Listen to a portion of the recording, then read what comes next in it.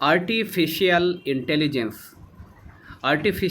Intelligence চিন্তাশক্তি, বুদ্ধি কিংবা বিশ্লেষণ ক্ষমতা মানুষের সহজাত।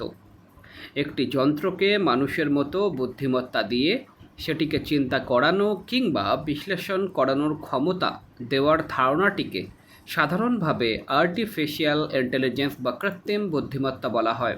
কিছুদিন আগেও কৃত্রিম বুদ্ধিমত্তা বা আর্টিফিশিয়াল ইন্টেলিজেন্স ছিল দূর ভবিষ্যতের একটি কাল্পনিক বিষয়, কিন্তু অতি সম্প্রতি এই দূরবর্তী ভবিষ্যতের বিষয়টি আমাদের দৈনন্দিন জীবনের অংশ হতে শুরু করেছে। তার প্রধান কারণ, পৃথিবীর মানুষ ডিজিটাল বিশ্বে এমনভাবে সম্পৃক্ত হয়েছে যে হঠাৎ করে অচিন্তনীয় পরিমাণ ডেটা সৃষ্টি হয়েছে এবং সেই ডেটাকে প্রক্রিয়া করার মতো ক্ষমতাশালী কম্পিউটার আমাদের হাতে চলে এসেছে। এই ডেটা বা তথ্যকে প্রক্রিয়া করার জন্য অনেক সময় সাধারণ কম্পিউটার প্রোগ্রাম যথেষ্ট নয়। এমন অ্যালগোরিদম বা পদ্ধতি প্রয়োজন যার মাধ্যমে কম্পিউটার চিন্তা করে কোনো সমাধান বের করতে পারে এবং পরিবর্তিত পরিস্থিতির সাথে নিজেকে খাপ খাইয়ে নিতে পারে, ঠিক যেমনটা মানুষ বা অন্যান্য বুদ্ধিমান প্রাণী করে থাকে। এ ধরনের পদ্ধতি এবং অ্যালগোরিদম নিয়েই আর্টিফিশিয়াল ইন্টেলিজেন্স কাজ করে থাকে।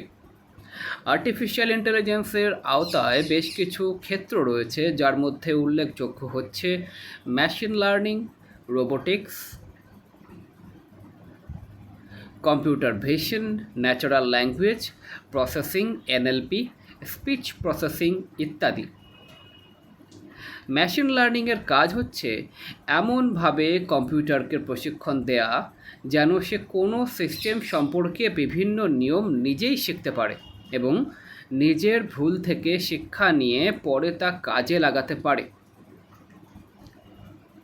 Artificial intelligence, machine learning, natural language processing NLP, computer vision, robotics, expert system, autonomous system, quantum AI চিত্র আর্টিফিশিয়াল ইন্টেলিজেন্সের বিভিন্ন ক্ষেত্র এবং তার উদাহরণ। রোবোটিক্স হচ্ছে আর্টিফিশিয়াল ইন্টেলিজেন্স কাজে লাগিয়ে একটি রোবট বা যন্ত্রকে স্বয়ংক্রিয়ভাবে কাজ করানোর বিদ্যা। ন্যাচারাল ল্যাঙ্গুয়েজ প্রসেসিং দ্বারা মানুষ সচরাচর যেসব ভাষা ব্যবহার করে, যেমন বাংলা, ইংরেজি, আরবি, সেসব ভাষায় কম্পিউটারের সাথে তথ্য আদান প্রদান করার ব্যবস্থা করা হয়। কম্পিউটার ভিশন হচ্ছে ক্যামেরা দিয়ে একটা মেশিন যা দেখতে পায় তা থেকে বিভিন্ন তথ্য প্রক্রিয়া করার উপায়, ঠিক যেমনটা মানুষ চোখ দিয়ে করে থাকে। আর স্পিচ প্রসেসিং হচ্ছে মূলত কম্পিউটারকে দিয়ে কথা বলানো ও শোনানোর কৌশল। আর্টিফিশিয়াল ইন্টেলিজেন্সের কাজে ব্যবহার করার জন্য বিজ্ঞানী ও প্রযুক্তিবিদরা নানা ধরনের পদ্ধতি আবিষ্কার করেছেন। তার মধ্যে অন্যতম জনপ্রিয় ও বহুল ব্যবহৃত একটি পদ্ধতি হচ্ছে নিউরাল নেটওয়ার্ক, যা কিছুটা মানুষের মস্তিষ্কের মতো কাজ করে। তোমরা নিশ্চয়ই জানো যে মানব মস্তিষ্কে আছে অসংখ্য নিউরন, যারা পরস্পরের সাথে তথ্য আদান প্রদান করে বলেই মানুষ চিন্তা করতে পারে এবং বিভিন্ন অনুভূতি বোধ করতে পারে। কম্পিউটারের জন্য গাণিতিকভাবে এমন কিছু কৃত্রিম নিউরন তৈরি করা হয় যাকে পারসেপট্রন বলা হয়ে থাকে। এই কৃত্রিম নিউরনগুলোকে বিভিন্ন স্তরে সাজিয়ে এদের মধ্যে যোগাযোগ স্থাপন করে যে নেটওয়ার্ক তৈরি হয় তাকেই নিউরাল নেটওয়ার্ক বলে। নিউরাল নেটওয়ার্কের কাজ হচ্ছে কিছু ইনপুট থেকে একটা নির্দিষ্ট আউটপুট কিভাবে পাওয়া যেতে পারে তেমন একটা ফাংশন শেখা।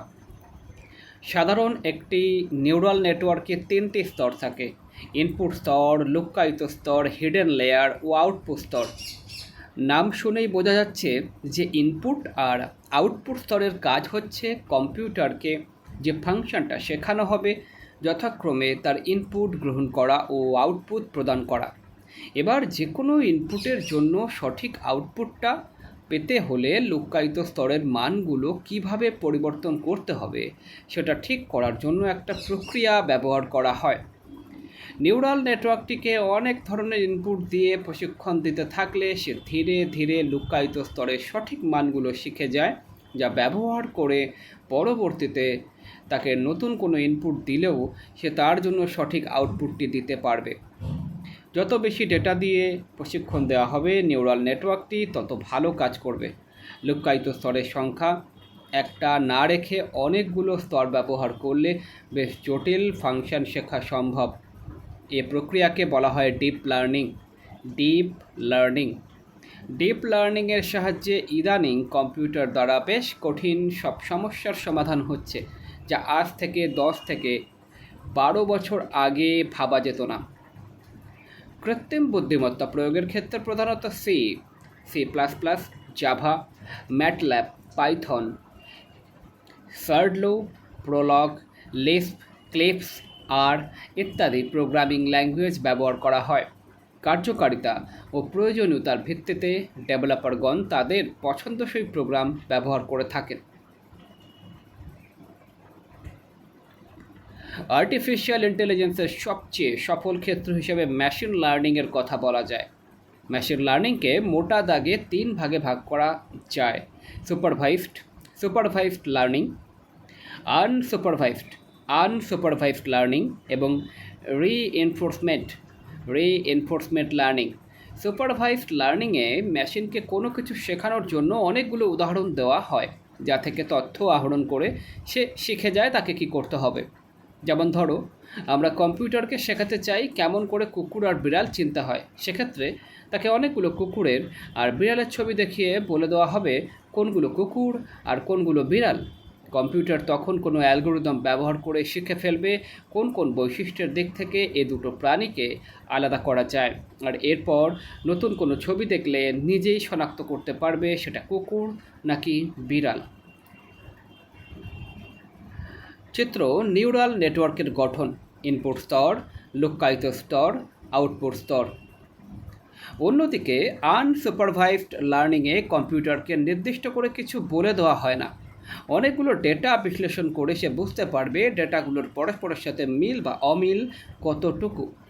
যেমন ধরো, কম্পিউটারকে অনেকগুলো প্রাণীর ছবি দিয়ে আমরা যদি কোনোটারই নাম না বলে দিই, তাও সে বুঝতে পারবে যে কুকুর আর নেকড়ে অনেকটা একই রকম, আবার এরা বানর ও শিম্পাঞ্জির থেকে ভিন্ন।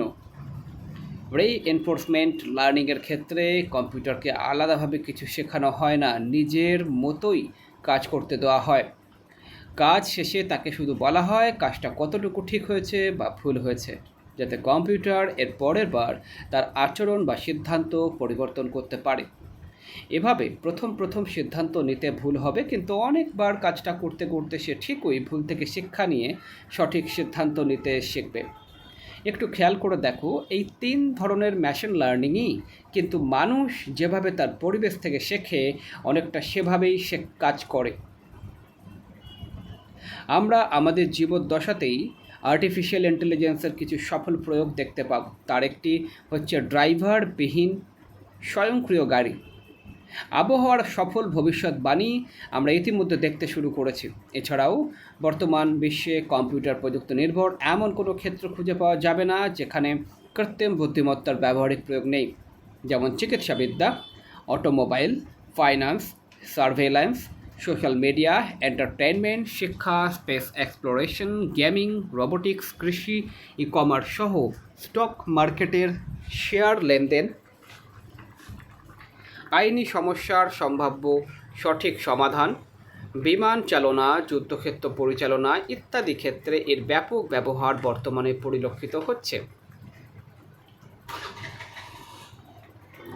মেশিন লার্নিং এবং ডিপ লার্নিং ব্যবহার করে বর্তমানে উচ্চ ক্ষমতা সম্পন্ন natural language processing (NLP) software তৈরি করা হচ্ছে, যেমন চ্যাটজিপিটি, মাইক্রোসফট কোপাইলট এবং গুগল বার্ড।